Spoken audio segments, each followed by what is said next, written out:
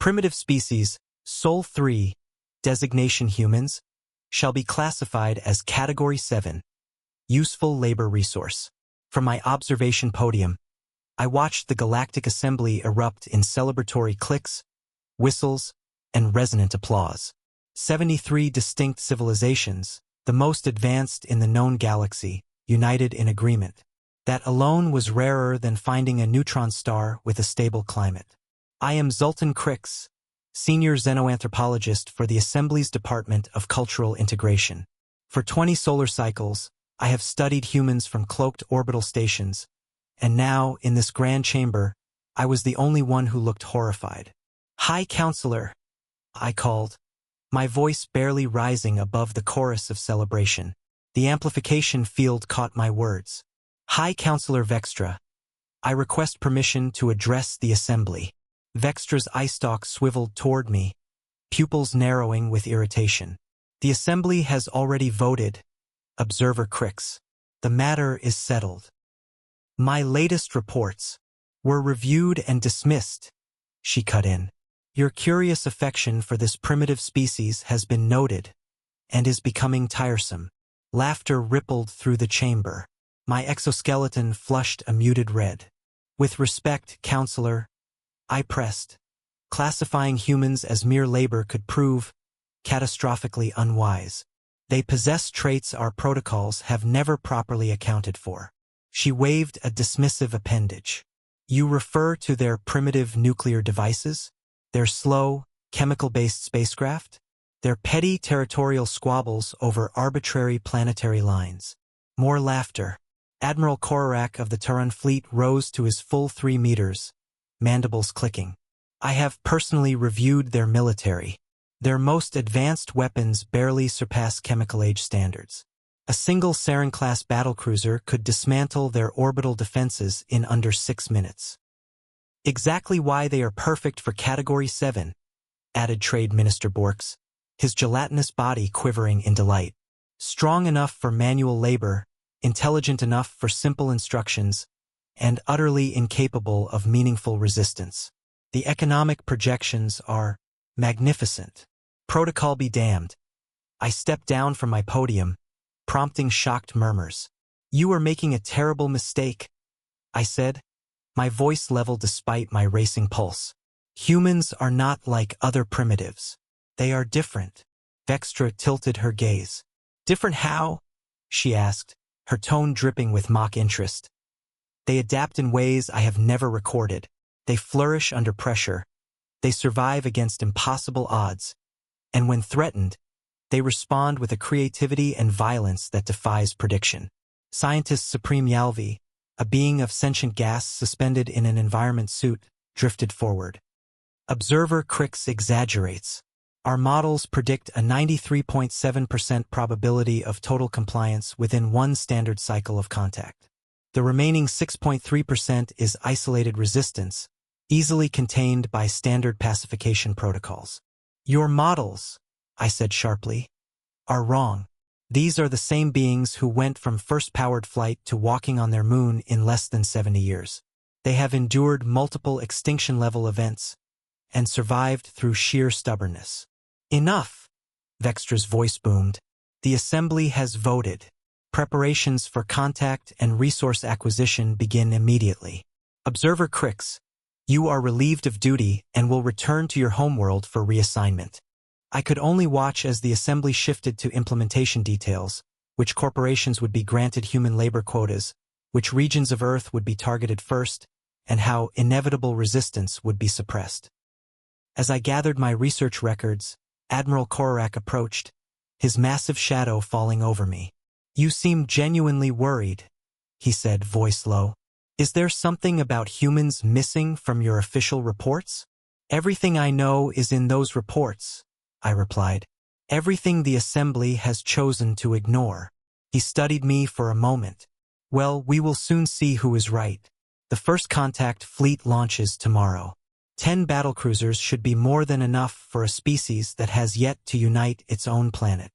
10? I repeated flatly. He nodded. "Why waste more?" I shook my head. "Admiral, when humans feel threatened, they don't surrender. They fight with everything they have, and what they don't have they'll invent, borrow, or steal. Korarak gave the Turan equivalent of a laugh, a rapid staccato of mandible clicks. You speak as if they are legendary warriors, not primitives still burning fossil fuels. Rest assured, observer, this will be the easiest conquest in our history. As he walked away, I muttered under my breath, that's what I'm afraid of. 3 standard months later, from my modest dwelling on my homeworld, I watched the news feeds with growing unease. The invasion had begun exactly as planned. The humans had been given the standard ultimatum: surrender and accept Category 7 classification, or face annihilation. Official assembly broadcasts showed human leaders reacting with shock and fear, as expected. But my encrypted channels told a different story. One message arrived from a colleague still stationed at headquarters. A single classified video file titled, Initial Human Response. The footage showed a human female, apparently a leader of one of their nation-states, standing before a primitive communications device. There was no fear in her eyes, only a cold, unyielding determination as she began her reply to the Assembly's ultimatum. The first blow. Galactic Assembly, she began, her tone unwavering. On behalf of the United Governments of Earth, we have reviewed your demands. Our answer is simple: no. She let the silence hang for a breath, then continued with calm defiance. Throughout our history, humanity has endured plagues, wars, and natural disasters, threats that should have ended us. Yet every time we rose stronger than before. We will not surrender our freedom, our dignity, or our future to serve alien masters. Yes, you have technology and weapons beyond our current reach. But if you force this conflict, know this: we will not go quietly. We will not be easily conquered. And if you persist, we will commit every resource, every mind, and every hand to your destruction. We offer another path: peaceful contact, mutual respect, and cooperation. The choice is yours. But understand this: humanity has never responded well to bullies, no matter which world they come from. The transmission ended. I sat back, a strange mix of pride and dread settling in my chest. This was exactly what I had warned the Assembly about. Humans were not like other species. Threats did not break them. They forged unity from them. My terminal chimed with another alert. Sarin battlecruiser Valeri's Thunder, destroyed. Impossible. Our battlecruisers were designed to be virtually indestructible to a species at Earth's level. I dug into the classified channels, pulling fragments of reports until the picture became clear. Mere days after first contact, the humans had captured one of our scout ships. In less than a week, they had reverse-engineered enough of its systems to modify their own nuclear arsenal, integrating phase shift technology, rendering our shields useless. A second alert flashed: emergency council session. Human resistance exceeding all projections. I allowed myself a bitter laugh. I had shouted warnings for years, but no one listened. My home comms unit lit up, projecting the face of Admiral Korak. His mandibles twitched, and his posture lacked its usual confidence. "Observer Crix," he said stiffly, "your presence is requested at Assembly headquarters immediately. Transport has been arranged." "Why?" I asked, though I already knew. "Your expertise regarding humans is suddenly of great value," he admitted. I leaned back. "And how goes the simplest conquest in history?" His compound eyes darkened. "We have lost 3 battlecruisers and 17 support vessels. The humans are not behaving according to predictive models. They rarely do. The most disturbing development," he continued, ignoring my tone, "is that they have breached our communications network. They are broadcasting directly to every member world." That caught my attention. What are they saying? They are offering amnesty to any species that withdraws from the conflict and recognizes Earth's sovereignty.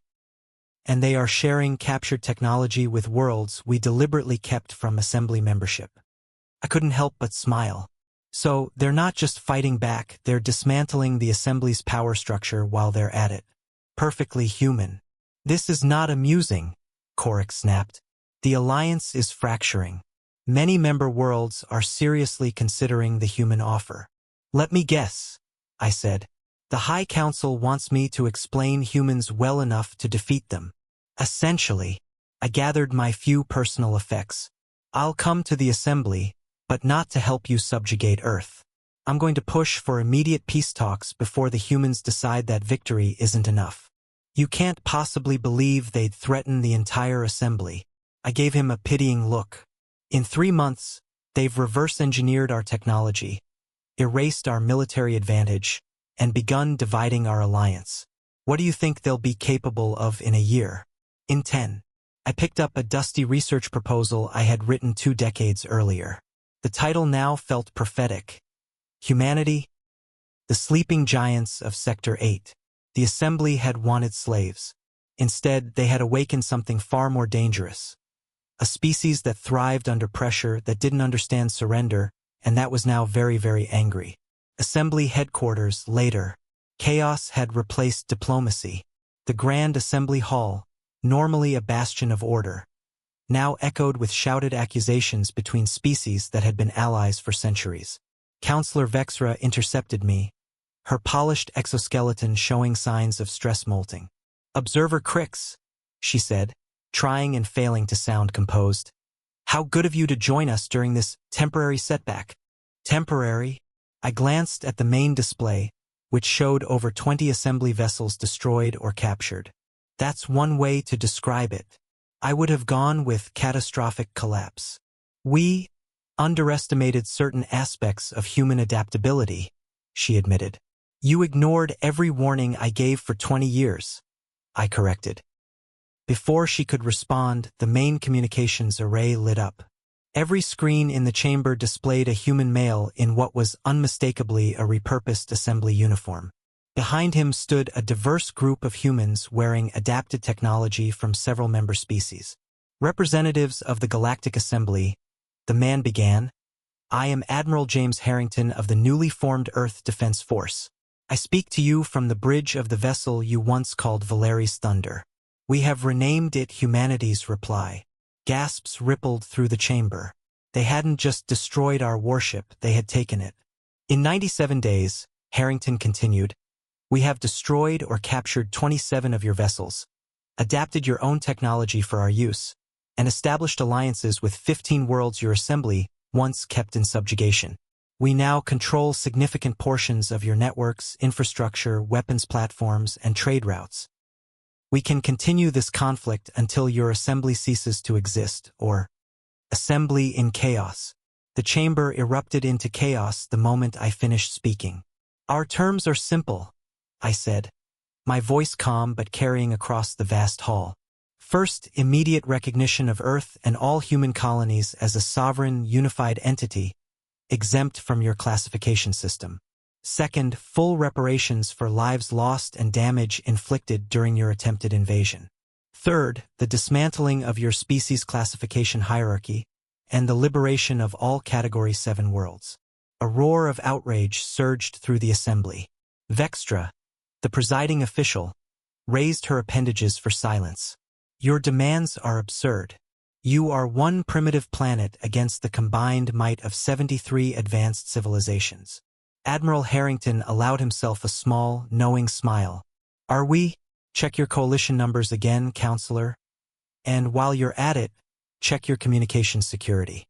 We've been broadcasting this conversation to every world in your assembly." The data screens around the chamber flickered, updating in real time. 39 member species had already announced withdrawal from the conflict, or signaled intent to follow. "You have 6 Earth hours to respond," Harrington concluded. "Choose wisely." The transmission ended. Silence swallowed the chamber. Admiral Korik was the first to speak. How have they done this?" Every gaze turned to me. For the first time in my career, I had the assembly's full attention. "I tried to tell you," I said quietly. "Humans don't think like us. Where we see immovable walls, they see puzzles to solve. Where we respect limitations, they defy them out of sheer stubbornness. You sought to enslave a species that split the atom into both devastating weapons and life-giving energy. A species that explored their entire world when they could barely make fire.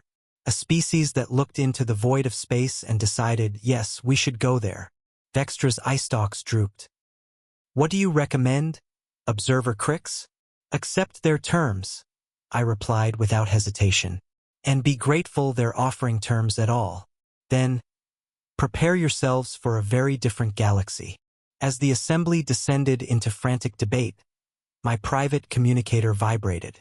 The sender was unknown, but I recognized the origin instantly. Thanks for trying to warn them, Observer Crix. We found your reports in the assembly archives. Impressive insight for someone who's never met a human. Would you like to? We could use someone who understands both sides. Admiral Harrington. I allowed myself a small smile. They had wanted to enslave humanity. Now they would be fortunate if humanity chose not to return the favor. Crix joins humanity. I had never imagined I would set foot aboard a human vessel. Yet here I stood on the bridge of humanity's reply, once the pride of the Terran fleet. The transformation was astonishing. In mere weeks, humans had not only mastered the ship's alien systems but improved upon them in ways that would have earned the highest accolades in any assembly engineering symposium. Observer Crix, welcome aboard. Admiral Harrington greeted me, extending a hand in the human gesture of peaceful contact. I mimicked it with my primary appendage. Thank you for the invitation, Admiral. I am no longer an observer. The assembly stripped me of my title after I recommended accepting your terms. Their loss, Harrington replied with a grin. Our gain. A younger human officer approached, carrying modified assembly communications gear. Admiral, we've intercepted another distress call from the Proxian sector. 3 more assembly worlds voting to join the Earth Coalition. Excellent work, Lieutenant Kazuki, Harrington said. Add them to the summit briefing. I marveled. In just 6 weeks, humanity had built diplomatic relations with 47 worlds, many seeking protection from assembly reprisals, others simply aligning with the new power in the galaxy. You seem impressed, Harrington observed. Baffled might be more accurate. The assembly took centuries to form its coalition. You've built a rival power block in less than 2 months. He shrugged. Turns out when you treat other species as equals instead of resources, they're eager to work with you. Who knew? We walked through corridors redesigned to fit human physiology, yet still accessible to other species. I saw crew from 6 different worlds working side by side with humans, all wearing variations of the new Earth Coalition uniform. In a reconfigured command center, now called Mission Control, Harrington introduced me to Dr. Leila Patel, head of their reverse engineering division. Your xenoanthropology work was instrumental in understanding assembly psychology, she told me warmly, especially your research on comparative cognition between species with different evolutionary paths. You've read my academic publications? I asked, astonished. Of course. We downloaded the entire assembly knowledge database during week 1 of the conflict. Your insights shaped our diplomacy. Before I could process this revelation, she gestured toward the main display. We wanted to show you Project Phoenix. The screen revealed a colossal orbital construction site above Earth. Hundreds of vessels, some human, others clearly repurposed assembly ships, moved in coordinated patterns around a vast framework spanning several kilometers. What am I looking at? I asked. The first Earth Defense Fleet carrier, Harrington explained. A fusion of assembly phase drive technology and human propulsion theory. Something entirely new. Show him the drive test, Harrington instructed. Humanity's breakthrough and Admiral Korik's gambit. The view beyond the observation window shimmered with distant stars. That's impossible, I murmured. Phase drive theory limits a single jump to 0.7 light-years before a mandatory cooling cycle. Only if you're using standard matrices, Dr. Patel replied, her voice bright with excitement. By inverting the quantum field and introducing a modified Higgs boson cascade, we eliminated the thermal bottleneck entirely. I stared at her. You solved the Yarvik thermal paradox? The assembly's been working on that for nearly a millennium. Harrington's mouth curved into a smile. Dr. Patel solved it in 3 days. Patel shrugged modestly. Once the basic principle was understood, the rest followed naturally. The real leap forward came when we integrated quantum entanglement. We linked multiple phase drives into a synchronized array, allowing ships of any size to cross distances limited only by targeting accuracy. I felt my pulse spike. Harrington placed a steady hand on my shoulder. We're not planning conquest, observer Crix. But after what happened, humanity agreed, never again will we be defenseless. The Phoenix carrier isn't a weapon of war. It's insurance against extinction. The Assembly won't see it that way, I warned. They'll see an existential threat. Perhaps, Harrington said evenly. Which is why you're here, to help bridge the gap between our peoples. Patel nodded. Not as a diplomat, as a teacher. Someone who can help us understand the species we now share this galaxy with, and help them understand us. Before I could answer, the ship's alarms erupted. Admiral to the bridge, Lieutenant Kazuki's voice barked over comms. Multiple incoming vessels. Assembly battle cruisers on attack vector. The bridge was a storm of controlled chaos when we arrived. Tactical displays lit the room in shifting colors. Report, Harrington demanded. 5 Sarin-class battle cruisers, the comms officer replied. Heavily armed. No response to hails. I stepped forward. Those are purification fleet ships, designed for planetary bombardment. Harrington's eyes narrowed. The Assembly Council wouldn't. This isn't official Assembly action, I interrupted, pointing to their ID signatures. They're running dark. Rogue operation. By who? If I had to guess, Admiral Korik. His reputation was destroyed after he underestimated human capabilities. This could be his attempt to reclaim honor. Harrington wasted no time. Open a channel, Assembly frequencies, private Sarin military bands included. They're encrypted, I reminded him. Not to us, Harrington replied with a cold smile. The main display flickered to life, revealing Admiral Korik's towering form on the lead cruiser's bridge. You are violating the peace accords, Harrington said, voice calm but unyielding. Withdraw immediately. Korik's mandibles clicked in contempt. Your peace was built on coercion and trickery. Humanity's rise is a dangerous anomaly that must be corrected. This isn't an authorized Assembly mission, Harrington pressed. I act for the preservation of galactic order, Korik snapped. When the Assembly learns I've eliminated the human threat, they will thank me. And the treaty? Treaties with inferior species are worth less than the molecules they're recorded on. Category 7 civilizations exist to serve, not dictate. I stepped into view. Admiral Korik, I urge you to reconsider. You do not understand the consequences. His compound eyes narrowed. You've betrayed your own kind, siding with primitives. The Assembly's interests aren't served by provoking a species that already holds technological superiority, I countered. Korik scoffed. Mere trickery. We've recalibrated our shields. Their weapons will fail.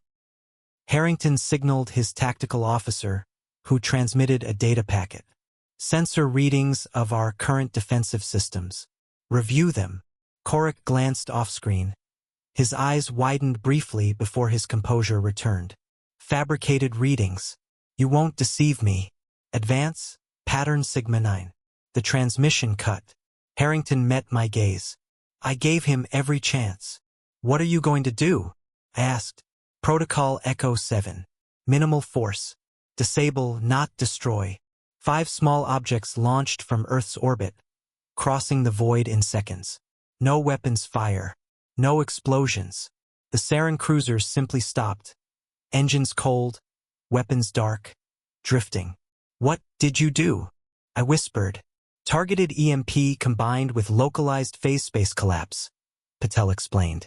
We disrupted their quantum drive fields and triggered cascading power failures. That's impossible. Yet here we are, Harrington said. The display lit again with Korik's bridge, now in emergency lighting. His exoskeleton had lost color, his voice strained. Your ships are disabled, not destroyed, Harrington told him evenly. We will provide assistance if you stand down. Earth's surprising defense, the dawn of a new galactic order. The alien fleet hung powerless in the void, their massive warships drifting silently. Only minimal power remained, just enough to sustain life support until the Galactic Assembly could arrive to take custody. Your weapons, engines, and long-range communications are inoperative. Admiral Harrington's voice carried over the secure channel. Admiral Korak's mandibles trembled. How? Our shields were at maximum strength. We detected no weapons fire. Harrington's reply was calm but cutting. That's because, by your understanding, they weren't weapons. Just as you once believed we weren't a threat. The once fearsome Tazaran admiral seemed to shrink within his command chair. What do you want from us? Nothing, Harrington said evenly. Rescue vessels from Earth are already en route. You and your crews will be detained until the Assembly decides your fate for violating the peace treaty. Then, his expression softened. Then we build a new relationship, one based on respect, not domination. Korak's voice wavered. The Assembly will never accept equality with a species once classified as Category 7. I stepped forward. They already have, Admiral. While you planned this misguided attack, 17 more worlds have signed independent treaties with the Earth Coalition. The old order is collapsing, whether you accept it or not. When the transmission ended, Harrington turned to me. Do you think there will be others who refuse this new reality? Without question, I admitted. Most assembly species cling to stability above all else. It's why we stagnated technologically for millennia, hiding behind an illusion of superiority. Then we have work to do, Harrington said. Dr. Patel, accelerate the cultural exchange program.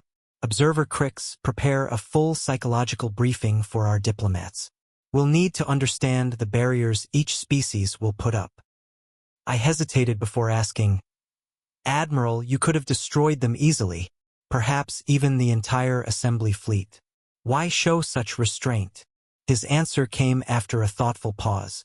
Throughout our history, one truth has been constant. Real power isn't about domination. It's about choice. Any advanced civilization can destroy, but choosing not to, even when you have every reason to, that's what defines true advancement. We don't want to rule the galaxy, observer. We just want a place in it, as equals. As I looked at the crippled battlecruisers drifting silently, I finally understood what decades of study had never taught me. Humanity's greatest strength wasn't their adaptability or their inventions. It was their ability to imagine a future different from the one history demanded. The Assembly had once voted unanimously to enslave them. Now those same powers were asking for mercy, and, astonishingly, humans were granting it. One standard year later, the newly built Galactic Cooperation Council chambers glittered above a neutral world. Representatives from 112 species filled the vast hall. Most were former Assembly members, joined by 27 others who had never before been granted a voice. Distinguished representatives, Harrington began. 1 year ago, we faced each other across a battlefield. Today, we meet as partners to build a more just galactic community. The chamber erupted in a chorus of alien voices, each expressing approval in their own way. The first resolutions passed swiftly. Permanent abolition of the species classification system. Establishment of shared technological and cultural exchange programs. Formation of mutual defense pacts to safeguard all members. During a recess, High Counselor Vra approached us, her former arrogance replaced by guarded respect. Observer Crix, your predictions about humanity proved accurate, she admitted. I didn't foresee how quickly they would reshape galactic politics, I replied. Turning to Harrington, she continued, while some still struggle with the pace of change, I must acknowledge humanity's wisdom in victory. Not wisdom, Harrington corrected gently. Perspective. We've made enough mistakes on our own world to know that dominance creates only temporary stability. True security comes from cooperation. An unusual philosophy, Vra observed, for a species with overwhelming military superiority. Perhaps that's why we hold it, Harrington replied. Power reveals character, Counselor. It doesn't create it. As the council reconvened, I reflected on how radically the galaxy had transformed. The rigid hierarchy that had ruled for millennia was gone, replaced by something imperfect, sometimes chaotic, but alive with possibility. The Assembly had sought to chain a species they considered primitive. Instead, they had met the greatest catalyst for change in galactic history. And I, once an obscure xenoanthropologist, now stood at the heart of this transformation, helping build bridges where once there had only been walls. When Harrington caught my gaze and gave a small nod, I returned it, thinking of the human phrase he had taught me. The best revenge isn't just surviving. It's thriving in ways your enemies never thought possible. The Assembly had sought slaves and found teachers. They had demanded submission and discovered partners. And the galaxy would never be the same again.